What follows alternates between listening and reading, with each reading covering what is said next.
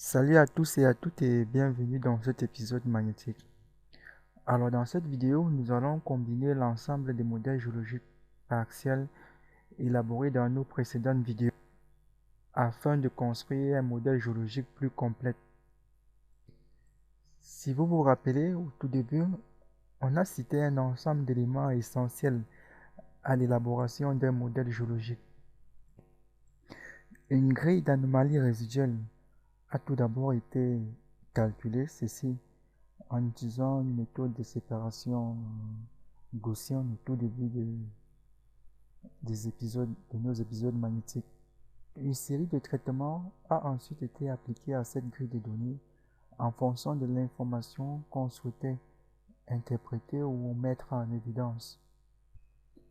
On a eu notamment à interpréter le modèle de dépôt crétacé. Nous avons interprété le système de failles associé à notre zone d'étude, qui est un système à double régime, un régime distensif et un régime coulissant. Nous avons interprété les zones de relais transpressives associées à la tectonique coulissante. Grâce à la grille du signal analytique ainsi qu'à la distribution spatiale des données géologiques des terrains collectés, une carte du corps en intrusion ou en inclusion a été élaborée. Un modèle géologique correspondant au socle dominant de la zone d'étude a été également construit. Ce modèle montre un socle dominé majoritairement par d'igneus qui a plusieurs faciès, un modèle qui corrobore d'ailleurs de nombreux autres modèles, mais avec sa particularité d'être obtenu en intégrant à la fois des observations géologiques de terrain et des modèles géophysiques, ce qui nous a permis d'avoir une assez bonne corrélation sur l'ensemble du modèle.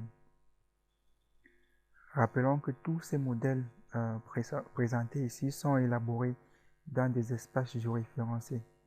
Alors, en intégrant l'ensemble de ce modèle dans un même système géoréférencé, nous avons pu élaborer un modèle géologique complet de la zone d'étude qui montre ici un socle granito-gneissique avec une prédominance des gneiss.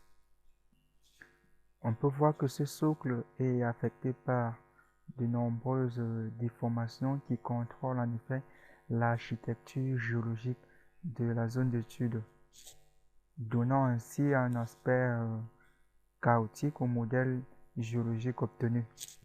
Le moulage de ce modèle géologique au modèle topographique permet de visualiser la relation entre les formations géologiques cartographiées et le relief de la zone d'étude. Ce modèle montre que les zones de dépôt crétacé interprétées dans nos précédentes vidéos et matérialisées sur cette carte par les failles de bordure correspondent bel et bien aux zones de dépression topographique. Les zones d'intrusion granitique, quant à elles, coïncident avec les alternances des chaînes de montagnes, c'est-à-dire les zones au niveau des sommets ou des collines.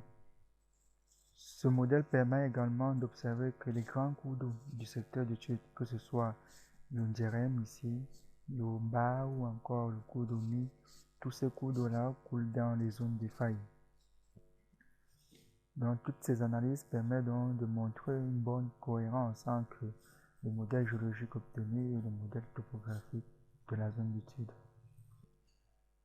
C'est donc tout pour cette vidéo, j'espère qu'elle vous a plu.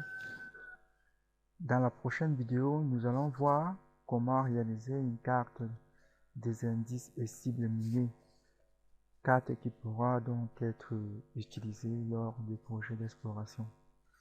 Je vous dis donc merci et à très bientôt dans une prochaine vidéo. C'est la fin de cette vidéo. N'oubliez pas d'aimer cette vidéo, de vous abonner et de partager cette vidéo dans vos différents réseaux sociaux.